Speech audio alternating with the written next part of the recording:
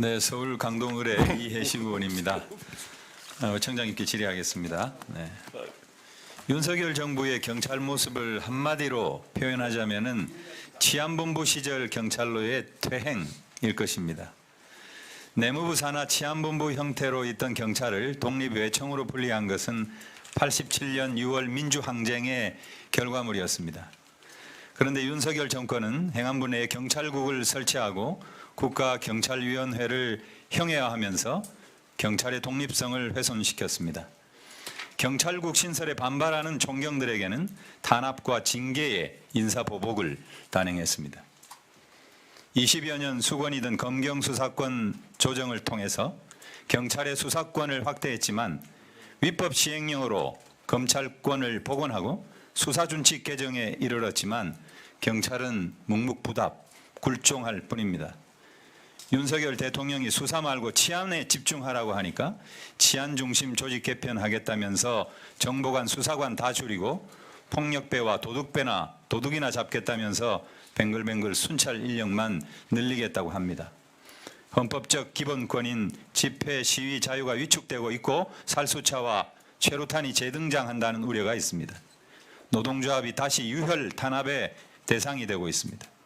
후쿠시마 오염수 항의 사안을 일본 대사관에 전달하려던 국민의 대표인 국회의원들마저 폭력 잡범들로 취급되고 있습니다. 이 모든 것이 윤익은 청장의 재임 기간 동안에 벌어진 일들입니다. 경찰의 위상은 추락했습니다. 국민의 경찰이 아니라 권력의 경찰, 민주경찰이 아니라 권위주의의 경찰이 돼가고 있습니다. 윤익은 청장께서는 이태원 참사 때 이미 물러났어야 했습니다. 그랬다면 이 같은 퇴행의 책임은 면할 수 있었을 것입니다. 그랬다면 경찰의 자존심과 명예는 지켜졌을 것입니다.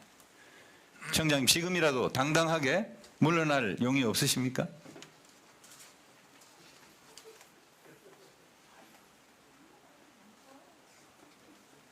답변을 드릴까요? 네. 용의가 없다고 보고 질문하겠습니다. 네. 네. 앞으로 더 잘하라는 말씀으로 이해하겠습니다. 네. 우리 경찰이 왜 권력 바라기 경찰이 되고 있는가? 대표적인 사안 두 가지를 지적하겠습니다. 대통령 부인 김건희 여사는 윤석열 대통령이 후보 시절에 남편이 대통령이 되는 경우라도 아내 역할에만 충실하겠다고 했습니다. 하지만 매우 활발한 외부 활동을 하고 있는 것은 잘 알려져 있죠. 청장님, 지난해 8월에 김건희 여사가 경찰중앙학교 졸업식에 가서 별도의 간담회를 해서 논란이 있었습니다. 기억하시죠? 그런데 올해 8월에도 김건희 여사가 마포 용강지구대에 가서 현장 경찰관들과 간담회를 진행했습니다. 사진에 보시죠. 대통령실에 제2부속실이 없습니다. 김건희 여사의 법적 신분은 민간인입니다. 김건희 여사께서 경찰관들과 간담회를 진행하고 건의사항을 정치하는 것이 무슨 의미가 있겠습니까? 저희 의원실에서 경찰청에 김건희 여사 마포경찰서 간담회 계획안 및 내역 자료 요청을 했더니 보안사항이라며 알려줄 수 없다는 답변을 받았습니다.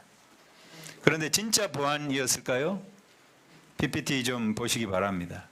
김건희 여사가 경찰관들과 간담회한 사진이 여기저기 언론에 났습니다. 국회의원 보안사항인데 언론에는 경찰관 얼굴, 이름, 명찰까지 다 찍혔습니다. 저 행사는 대통령실이 기획한 것입니까? 아니면 경찰이 기획한 것입니까? 청장님. 대통령실과 경찰청이 협의하여 진행한 행사입니다. 네. 저 간담회에 참석한 경찰들은 근무 중이었습니까? 비번이었습니까? 당시에 그 용강지구대를 포함한 인근, 그러니까 지금 당시 그 간담회가 이제 자살 기도자를 포함한. 네, 묻는 말에만 말씀해 주시죠. 네네. 네. 당시 근무했던 것으로 알고 있습니다. 네. 아닙니다. 비번입니다. 아까 제가 말씀드렸죠. PPT 한번 보세요. 명찰이 다 찍혔어요. 저희가 일일이 다 대조해서 확인했습니다. 자료를 안 줘가지고. 우리 경찰의 내부 자료를 보면은 그날 김건희 여사께서 현장 CCTV 문제만큼은 신속하게 조치가 이루어질 수 있도록 하겠다. 자살과 관련해서 CCTV가 한강을 비추지 않고 있기 때문에 조치가 매우 어렵다는 현장 건의가 있었는데 여기에 대해서 김건희 여사가 답변하는 겁니다. 이건 민간인 신문을 넘는 겁니다. 안 그래도 과중한 업무로 바쁜 경찰들이 겨우 쉬는 비번 날 이런 행사에 동원되는 거 매우 부적절합니다. 청장님 어떻게 생각하세요? 저는 의원님 지적에 사실은 이 부분은 조금 공감하기가 어렵습니다. 네, 뭐 평가가 있을 수 있겠지만 글쎄요, 저 비번자들이 정말 원하지 않는데 동원되는 비번인지 아닌지도 모르고 계셨잖아요. 그러니까 그걸 제가 확인해야 될 사안은 저는 다음 질문하겠습니다. 올려주세요. 사진을 보시겠습니다. 이 사진은 8월 22일 일본 대사관 앞의 모습입니다. 좀 빨리 한번 해보세요.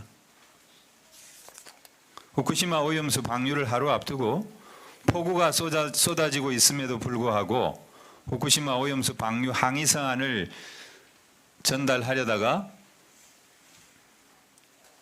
시간 좀 끊어주십시오. 잠깐만요. 시간이 모자란데 웃지 마시고.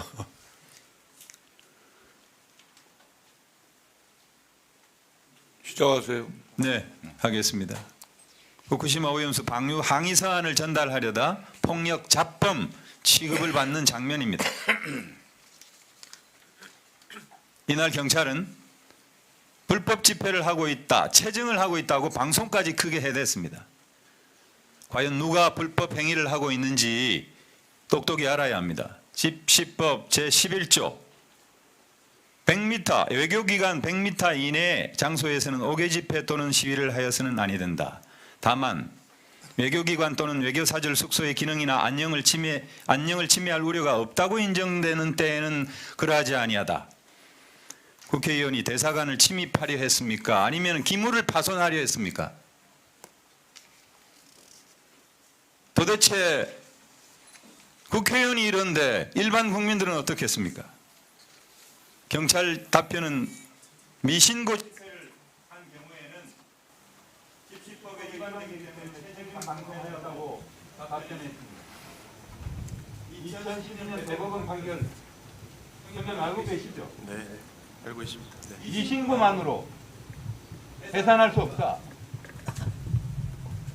국회의원이 저렇게 항의 서한만 전달하는데 네. 어떻게 바리케이트를 치고 말이죠. 홍콩 저 사진 보여주세요. 홍콩에서는 영사관에서 평화적으로 그렇게 집회를 하고 항의서한까지 전달했습니다. 대한민국 경찰이 일본 대사관과 협의를 해가지고 항의서를 전달할 수 있도록 준비를 썼어요. 어떻게 바리케이트를 치고 1시간 동안이나 국회의원들을 비리를 맞추면서 네. 총장님 답변 좀 해보시죠. 거기에 대해서 사과하시고 종로경찰서장 징계하세요. 답변 좀 부탁합니다. 네, 의원님들 계신 앞에서 제가 말씀드리기가 좀 그렇지만 당시에 종로서장이 현장 상황을 판단하면서 제가 보고받기로 24분의 의원님들께서 기자회견에 참석을 하셨던 것으로 알고 있습니다. 그래서 그 기자회견 자체를 저희가 아마 못하시게 하거나 그러지는 않았고요. 당시에 이제 항의 서한문을 전달하시겠다고 그 일본 대사관이 위치하고 있는 그 건물 내로 아마 단체로 이렇게 이동하시는 과정을 저희가 일반적인 집회 시위 관리에 준해서 이렇게 들어가시지 못하도록 차단한 것으로 저는 그렇게 보고를 받았습니다. 그래서 지금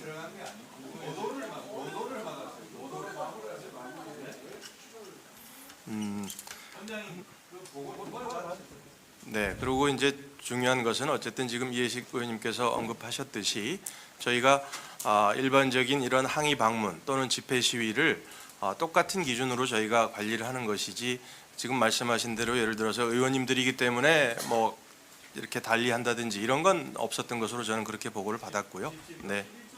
아니 근데 총장님 그게 그 의원들이 그 대통령실에도 항의 서한을 접수시킬 때 크게 문제없이 접수시키잖아요. 마찬가지로 외국 공간이라도 평화적으로 의사를 전달하는 걸 그렇게까지 막으면 그건 좀 문제가 있다고 생각하는데요. 아마 저희가 이제 과거의 대통령실 또는 이제 이런 외교기관의 경우에 저희 현장 경찰관들이 해당 기관의 의사를 존중해서 이렇게 이제 중간에서 중재도 하고 합니다. 네. 그러면 통상 이제 대표자 되시는 분들 한 두세 분 정도가 이렇게 들어가서 서한문을 전달하고 하는 그렇게 관리를 하는데 아마 그때 당시에는 일본 대사관에서 그렇게 대표자 서한문 접수라든지 이런 것을 본인들은 뭐 원하지 않았다든지 그런 배경이 있었던 것으로 저는 보고 네, 있습니다. 알겠습니다.